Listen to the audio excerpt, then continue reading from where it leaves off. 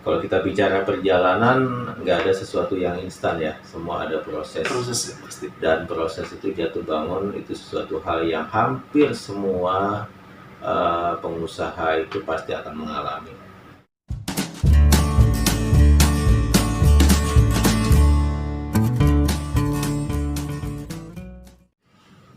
Halo, assalamualaikum warahmatullahi wabarakatuh, pemirsa Ginau TV. Ketemu lagi bareng saya tentunya Ikals yang seperti biasa setiap minggunya di podcast atau Ginau Podcast ini akan menghadirkan orang-orang keren yang tentunya bisa menginspirasi terutama di dunia pendidikan ya.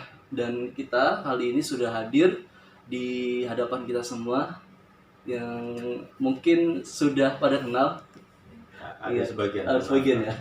Nggak tahu masalah banyak atau dikitnya nggak tahu. Mungkin Pak bisa diperkenalkan nama lengkapnya? Iya. Assalamualaikum warahmatullahi wabarakatuh. Nama saya Saiful Bahri ya. Dikenalnya nama Sabah.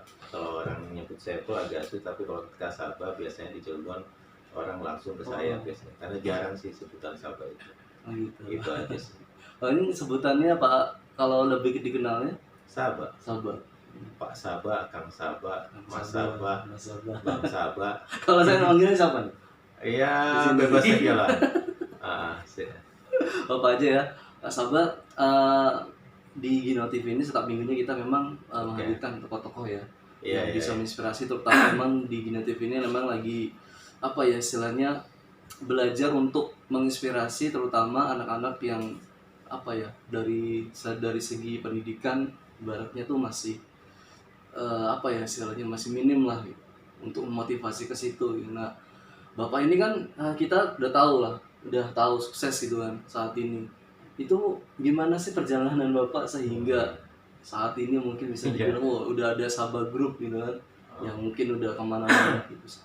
Mungkin bisa bercerita gitu kepada kita semua, mudah-mudahan bisa menjadi inspirasi. Ya, sebetulnya sih setiap apapun keberhasilan, kesuksesan itu kan bukan tujuan ya. Iya. Itu adalah sebagai sasaran antara aja sih, ibaratnya jembatan lah ya. Karena kalau kita bicara kita udah sukses sudah selesai kita sih gitu kan. Nggak mau belajar lagi gitu kan. Tapi bahwa kita perlu memiliki sikap yang namanya rendah hati, haus akan ilmu pengetahuan, haus akan katakanlah wawasan dan lain sebagainya, sehingga bisa menambah motivasi atau wawasan kita atau skill kita atau katakanlah profesi kita, sehingga akhirnya kita selalu bisa update lah. Kalau kita bicara ini bisa menyesuaikan dengan segala perubahan. Kalau kita bicara perjalanan, nggak ada sesuatu yang instan ya, semua ada proses ya, pasti. Dan proses itu jatuh bangun itu sesuatu hal yang hampir semua pengusaha itu pasti akan mengalami. Keberhasilan itu nggak lepas dari kegagalan. Ibaratnya kalau kita bukan hanya sekedar ingin berhasilnya aja, tapi kita terkadang nggak mau gagalnya gitu. Jadi harus memenuhi keduanya. Ya, berarti karena sebetulnya setiap kegagalan itu adalah sebuah proses pembelajaran, sebuah proses kita untuk berpikir ulang, mereview ulang, mengevaluasi ulang bahwa ada sesuatu hal, ada yang salah. Untuk bisa bergerak lebih cerdas ini. Maka saya nggak menyebut bahwa kegagalan itu bukan merupakan petaka atau katakan masalah atau musibah, ada itu proses pembelajaran. Karena sebetulnya itu menguatkan kita. Kalau tadi ada hubungan sama pendidikan itu saya masih agak kurang begitu paham ya. Tetapi intinya bahwa keberhasilan bukan hanya milik mereka yang pendidikannya formal dalam pengertian perguruan tinggi, insinyur, dokter dan sebagainya. Siapapun berhak untuk berhasil sepanjang ada harga yang harus dibayar. Harga yang berarti kan ketika nggak ada sejarahnya orang berhasil dalam hal bidang apapun, orangnya santai. Ya kan, tidur 10 jam, 12 jam nggak ada. Otomatis ketika kita ingin berhasil berarti kerja lebih lama dibandingkan orang lain. Pasti itu. Kedua, belajar barangkali lebih lama dibandingkan yang lain. Ya kan? Berbisnis pun ataupun apapun yang pasti kita akan energi, pikiran kita, tenaga kita pasti akan kita bayar lebih dengan memberikan lebih gitu kan. Maka kalau kita memberikan lebih pasti akan hasilnya lebih. Itu intinya itu bahwa saya sudah berwirausaha ya. Itu sudah lumayan cukup lama lah ya. Dulu sambil kerja prosesnya ya jungkir balik lah ya, karena waktu itu sambil membiayain adik 3, ponakan 3 yatim gitu kan. Tapi ternyata Allah maha adil lah ya. Jadi memang tadi bahwa ada harga yang harus dibayar. Ketika dulu saya kerja sambil kerja, ketika pulang kerja kerja di SIP waktu itu di salah satu perusahaan Jepang ya, di kawasan Kiev di sini. Jadi ketika yang lain saya pulang pulang dari shift malam, yang lain mungkin tidur, ya kan? Saya itu karena saya punya keinginan ingin merubah nasib gitu, ini gitu kan, pendidikan saya pas-pasan ya, hanya STM gitu kan, tapi bukan menghalangi kita untuk berubah menjadi lebih baik, baik secara katakanlah pengetahuan maupun secara katakanlah finansial gitu kan. Karena kalau saya lihat banyak biografi orang-orang besar itu mereka berhasil. Kita lihat ada dulu Hamka, Ahmad Bakri Hamka, ulama ya kan, dia hanya madrasah tapi dia semangat belajarnya tinggi. Ahmad Bakri pendiri Baghdad itu kan ya, itu pun pendidikan tapi dia selalu kemana-mana bawa buku, selalu mempelajari sesuatu yang baru sehingga dia bisa menyesuaikan dengan perubahan sepahit apapun. Itu tuh yang saya rasakan dan itu menginspirasi ya, karena saya hobi baca itu dari SD ya.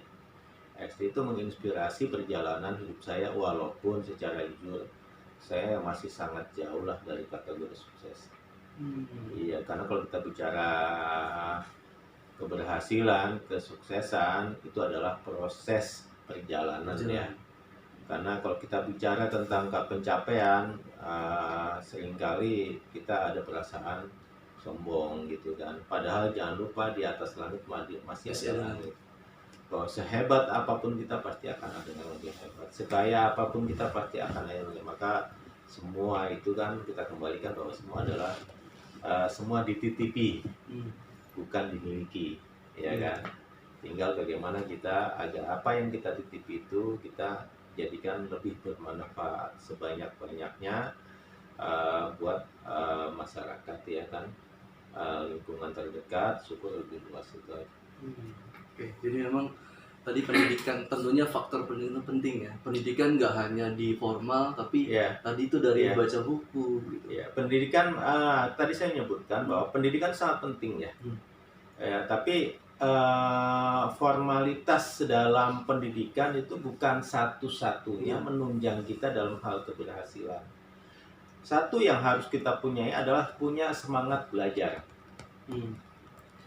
Punya kesadaran belajar yang tinggi sehingga akhirnya belajar itu bukan sebatas kewajiban tapi merupakan sebuah kebutuhan. Karena ketika kita banyak baca, ketika kita banyak belajar, sejujurnya itu semakin banyak kita nggak tahu. Makin banyak tahu, makin banyak nggak tahu. Hanya kecil sekali yang kita ini gitu ya. Seperti itu. Itu tuh ininya. Bukan berarti kita tambah ini, tetapi dalam proses perjalanan hidup itu sebetulnya itu akan salah satu yang akan membuat kita hidup lebih punya mental sabar, tangguh gitu, mental kuat lah ya. Karena kalau kita bicara tentang mental baku, ada mental baku, mental kuat lah ya. Jadi itu, maka kita akan setidaknya itu jadi bahan kita ya, modal kita untuk bisa menghadapi kehidupan yang dengan segala kompetensi dan lain sebagainya, terutama di dunia usaha ya. Karena kalau kita bicara bisnis itu kan tidak seperti bekerja. Kita bicara bisnis, bicara tentang kompetensi, bicara tentang kerja 24 jam, bicara tentang upgrade gitu kan, bicara tentang ketidakpastian penghasilan gitu kan.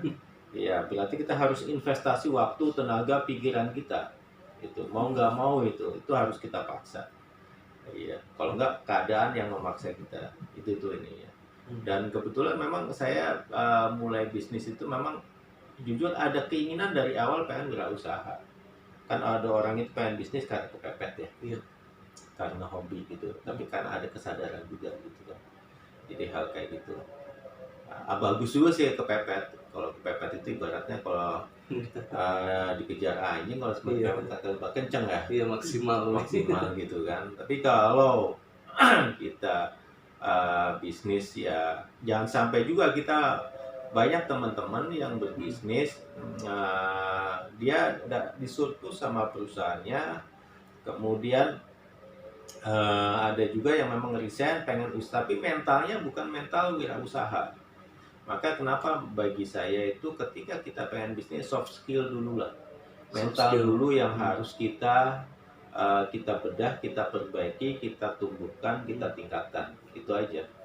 Karena seringkali kita wirausaha itu beda sama pekerja. Ya karena belum tentu kita bisnis sekarang langsung hasil. Iya. Iya kan? Nah, sekarang kita harus investasi dulu. Harus punya nafas panjang. Iya, sabarnya harus berkali lipat gitu kan. Ya itu aja sih yang Kemudian tadi kan memang buku ya, itu buku salah satunya buku ya. Udah banyak baca di sini, memang banyak nih. Ya sebagian besar belum saya baca. Baru judulnya doang. Ini nggak, maksudnya semangat usaha itu terinfluence dari membaca buku itu atau memang salah satunya. Yang kedua kita pengen merubah ya. Dalam hati dulu apa benar kita yang pendidikannya pas-pas nggak bisa berhasil seperti mereka. Tapi ternyata dari bacaan-bacaan yang saya baca itu dari biografi orang-orang besar, mereka itu yang tadi saya sebutkan adalah punya spirit semangat belajar yang sangat-sangat tinggi sebagai kesadaran untuk membangun dirinya dan juga membangun lingkungannya. Itu ininya gitu kan. Makanya Nabi kan mengatakan tuntutlah ilmu dari lahir sampai meninggal. Ya kan kewajiban bagi ini kan. Muslim dan muslimat gitu kan. Jadi itu kalau kita bagaimana semangat belajar ini jadi kebutuhan, ibarat makan ya. Jadi kayak gitu. Kalau tingkatnya kewajiban kan sebatas menggugurkan. Tapi kalau kebutuhan berarti sudah betul-betul kita sadar banget ya gitu kan. Ya seperti itu. Jadi memang pengaruh dari buku juga luar biasa Pak, karena buku banyak juga yang mengubah juga. Iya, sebetulnya dari buku itu kita pelajari orang-orang yang memang berhasil satu perangkat dengan kegagalannya. Orang-orang yang membangun usaha, orang-orang yang membangun profesi di bidangnya masing-masing. Kemudian how-nya juga banyak ya. Selain buku kita intinya kita punya semangat belajar lah ya. Kedua juga kita ikut workshop, training dan sebagainya gitu kan. Jadi hal itu yang memicu kita untuk selalu bangkit, untuk selalu tumbuh, untuk selalu apa yang kita lakukan itu selalu meningkat dan menjadi lebih baik gitu kan. Karena kita juga sama-sama tahu kalau bicara bisnis itu tadi kita akan banyak bertemu dengan masalah, dengan tantangan, dengan ujian gitu kan. Sikap kita bagaimana ya hadapi aja gitu kan. Karena nggak ada sih masalah yang membuat kita mati. Yang membuat kita mati karena kita menyikapi secara salah juga. Jangan lupa setiap masalah, setiap ujian itu akan menaikkan tingkat kita ya, menjadi kita lebih matang, lebih dewasa. Sama ketika kita mau naik kelas atau enggak. Kalau naik kelas harus melalui ujian dulu kan. Kalau kita nggak ada ujian gimana mau naik kelas gitu kan. Ketika kita naik kelas pasti akan diuji lagi. Di bisnis pasti seperti itu lah. Iya.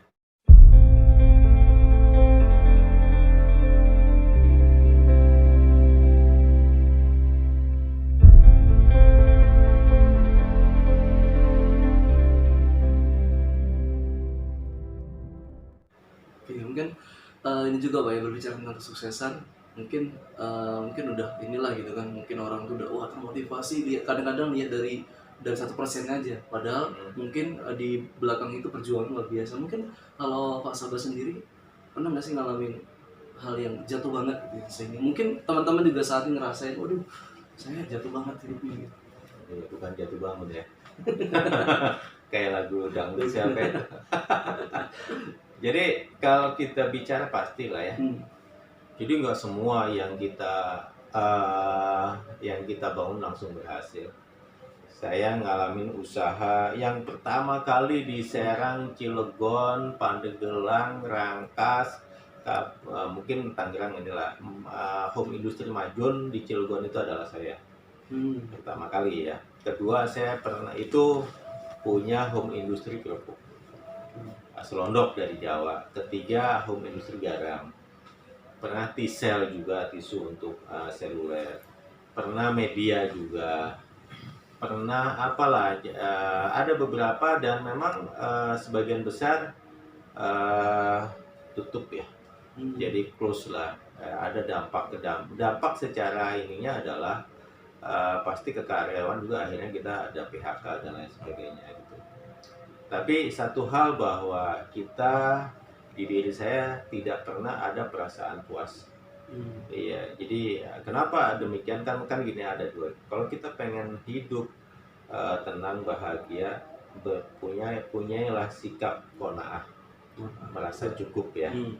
Tapi kalau kita ingin maju, berarti harus ada rasa tidak puas. Kalau Steve Jobs mengatakan lapar, itu lapar segala pengetahuan, ya, stay hungry ya. Jadi kayak gitu ininya. Sama kita juga kayak gitu. Hanya waktu itu saya rubah mindsetnya ya. Ketika kita berpikir bisnisnya adalah home industry, kita pasti akan menggaji karyawan kita itu sekelasnya home industry, dan siap-siap untuk karyawan keluar masuk. Nah, mindset saya pengen bahwa saya bisnis yang bisa karyawan itu nggak keluar masuk dan bisa menggaji lebih besar dan bisa memberi dampak manfaat lebih besar juga. Ternyata itu perubahan itu seiring berubahnya mindset kita, gitu kan? Iya. Penting. Jadi perubahan itu seiring berubahnya mindset kita. Iya. Kalau Anda umpamanya hanya berpikirnya kelas UKM, ya akan itulah yang terjadi. Tapi kalau kita berpikir bahwa saya pengen besar bisnisnya, saya ingat usaha angkutan. Saya punya mimpi besar bahwa saya pengen menjadi perusahaan angkutan terbesar lah, minimal di Cilegon umpamanya kan. Atau Banten lah ke depan gitu kan. Tapi saya mulai dari yang sederhana, punya dari mulai satu angkutan. Ya entah sekarang kemana gitu ya.